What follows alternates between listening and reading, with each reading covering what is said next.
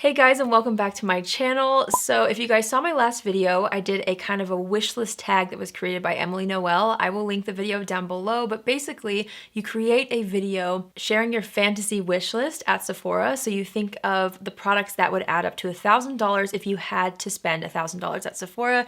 So if you haven't seen that video, I will have it linked down below. And after filming that video, it definitely put me in the shopping mood.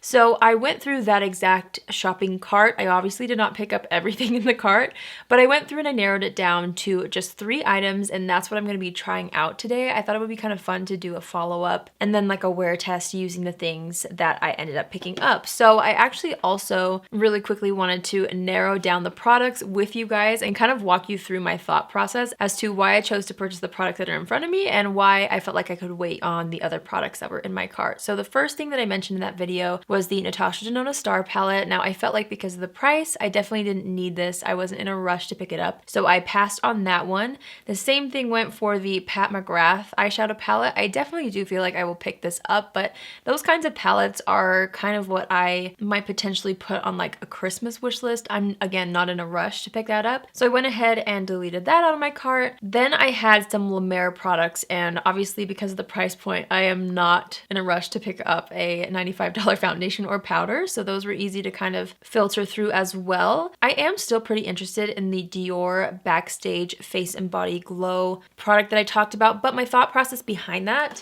and the reason why I didn't pick it up is because I have some glowy products like this one from Charlotte Tilbury that essentially I feel like do the same thing, so I kind of want to go through that one a little bit more before adding another one. Same thing with the Dior Forever Skin Correct Concealer. I feel like I definitely have more than enough concealers right now, so I just want to use more of them up. And then after that, I had some skincare products, one being the Foreo or the Foreo. It's a skin cleansing device. I've been seeing a lot of you guys comment saying that these products are worth the price for those of you who have tried these out. So I might end up picking that up eventually. Again, I'm not in a rush, so I deleted that out of my cart. Also the vitamin C serum, I kind of mentioned this in that video that I wanted to go through some of my current vitamin C serums before picking that one up. And then the face mask as well, not in a huge rush. So what I ended up with in my cart was the Shiseido Synchro Skin Self-Refreshing Custom Finish Powder Foundation. So I picked that up. I just had to pick this up. This is from Lineage. This is the Cream Skin Mist. So I've got that to try out. And then after narrowing things down in my cart, I really wanted to finally pick this up. It's been on my loves list for way too long, and I wanted to just finally see what the hype was all about. So I ended up getting a YSL lipstick. This is the one that I shared with you guys in that video. It's the shade 70 and it's called Le Nude. It's from their Rouge Pure Couture lipstick collection. So those are the 3 things that we're going to be trying today. Sometimes I feel like, you know, when I do a first impressions video and there's a full face of things to try out, it can get a little bit overwhelming for me, and also I feel like for you guys. Sometimes it is fun. I still film those videos every once in a while, but I wanted to do a video where I just tried out, you know, just 3 products and we can kind of get a better idea of my thoughts on those 3 things, since I won't be preoccupied testing out like 17 new products. So I'm going to start off with the Lineage Cream Skin Mist. Now let me read about this and then I'll tell you guys why I ended up buying this. So this is a fine mist spray that provides immediate hydration for up to 24 hours with a subtle glow. It has white leaf tea water, which is rich in amino acids, and it's supposed to reinforce the skin's moisture barrier and help dry skin look healthier. I also read that you can apply this underneath makeup and over top of makeup. It says when the skin feels dry, hold the mist 8 to 10 inches from your face. Close your eyes and gently spray across the entire face, leave to dry, and you can use this anytime before or after makeup. So I'm gonna use it before and after makeup. I already did wash my face and I've done all my skincare, so I'm just gonna go ahead and layer this on top. I wanted to spray it away from my face first. Let's go ahead and apply this. Okay, wow, I really do like the mist on this. It's not quite as fine of a mist that I was almost expecting. It is a very fine mist, but I was almost expecting like the Watermelon Glow spray from Glow Recipe, or even more recently I've been loving the Dominique Cosmetics and JD Wadey 180 Hydration Mist. The mists on those are very, very fine. This one you can definitely feel it going onto the skin, which, you know, isn't a deal breaker or anything. I'm just trying to explain to you guys what it felt like, but yeah, it feels really nice on the skin. We'll see if it helps with hydration, and I'm especially interested to see how it looks underneath the powder foundation that I'm gonna try. So I'm not gonna do a primer because I'm wanting to see how this powder foundation really holds up. So this again is the Shiseido Synchro Skin Self-Refreshing Custom Finish Powder Foundation. Longest name ever. Something that's really interesting about this powder is it says you can apply the powder wet or dry. And I was trying to watch as many videos on this as possible on how I would apply this wet, and apparently you can wet the sponge that comes in it and then you can apply it that way. I think I'm gonna try it just dry today because I wanna see how much of the hydration from the mist comes through, if that makes sense. But I am curious to see how it would apply wet. I think that's very interesting. There's instructions on the back on how to use it wet. I think you're supposed to use the black side of the double-sided sponge. And then maybe that means that the white side is for when you use it dry. I don't really know. Anyway, I picked this up in the shade Alabaster, which is actually the lightest shade, and I hope it's not too light for me.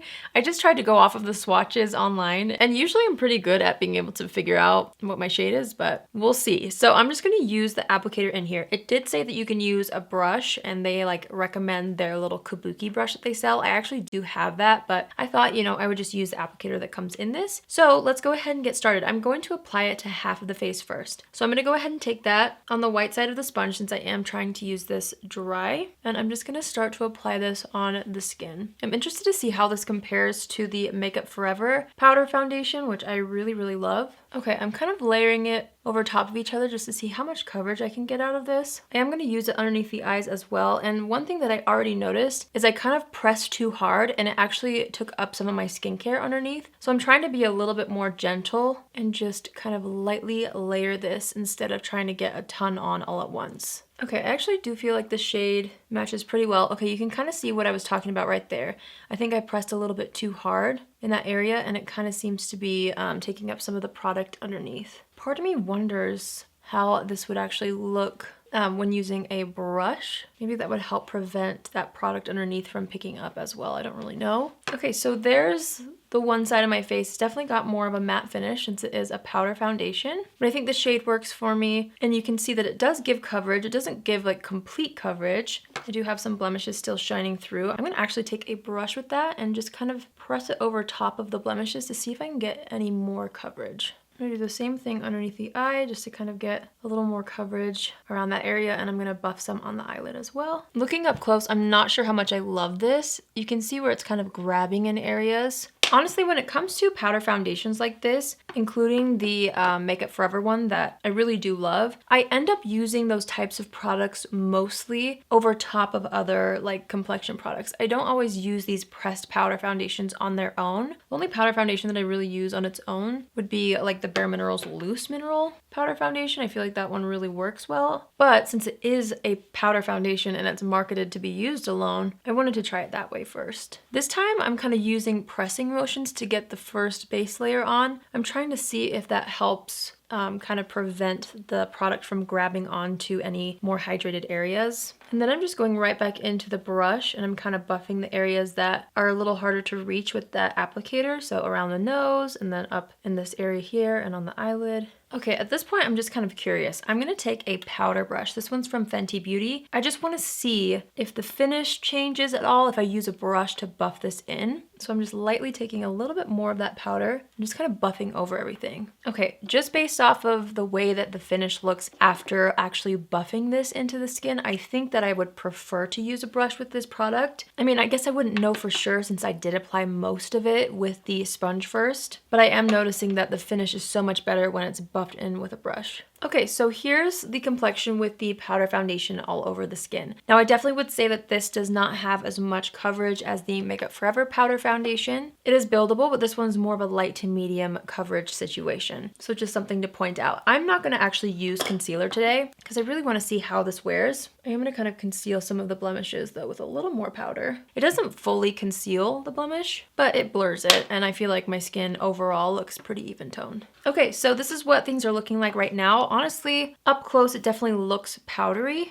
I'm not going to judge it fully yet because I still need to obviously finish the rest of my makeup, and I'm going to set it with the cream skin mist at the end. So I'm going to go ahead and do the rest of my makeup. We'll come back and I will apply the lipstick, and then we'll set everything using the same Lineage cream skin mist. So I will be right back. Okay, I just did something really soft and simple with my makeup. If you want to know what else I'm wearing, I will have it listed and linked down below. So next, let's go ahead and put on the YSL lipstick, and then I will set it with the Lineage spray. Here it is right here. I got the shade 70, which is a really pretty kind of rosy nude. So I'm just gonna go ahead and wear this alone just to really try to see what color it is. I'm just gonna kind of blend this out with my finger. It has a super silky formula, which I really like based off of my first impressions. And I think the color is really nice. I am actually gonna go over top of the edges with my KKW Beauty Nude 0.5 lip liner, just to sharpen things up a little bit. Okay, so now I'm gonna go ahead and spritz the face again with the Lineage Cream Mist.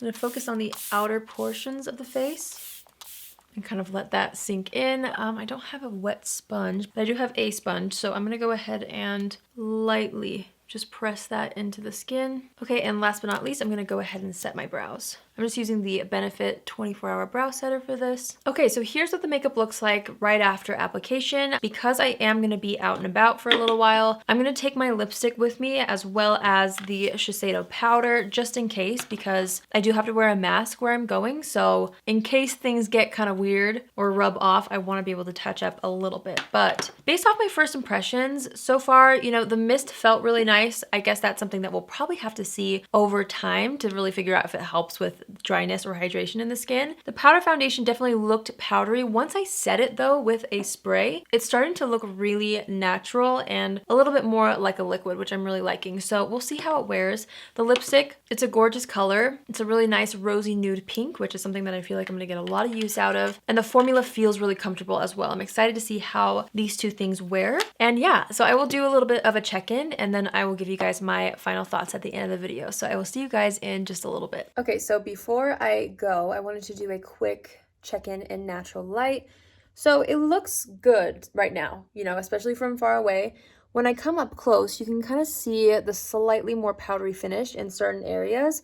Obviously, it's a powder foundation, so I wasn't expecting to not have any of that, but I just kind of wanted to point it out. So things feel good, things feel balanced. I also am noticing how lightweight it feels on the skin, which is really nice. So I'm hoping that it wears well. There's only one way to find out though. So I'll keep wearing it, and I will let you guys know if anything changes and if things start to look better or worse. But it looks pretty good as of right now, but I did just apply it. So yeah, I'll see you guys in a little bit. All right, you guys, so it's the end of the night. So much for my little vlogs I was planning on doing. It just didn't work out. It's actually almost 11 p.m. I realized I forgot to write down when I started wearing the makeup, but we left our house at like 3:30, so I think my makeup was done around 3 o'clock. So that's almost 8 hours, right? If I'm doing the math right. So we had some technical difficulties today as far as a foundation wear test goes, because I actually had a laser hair removal appointment. So I had to wear a mask, and then I also wore like the goggles to protect your eyes. That was a bad combo for a foundation wear test. It definitely wore off the foundation on my nose, and the mask wore off on the sides, and then it left some marks from the glasses.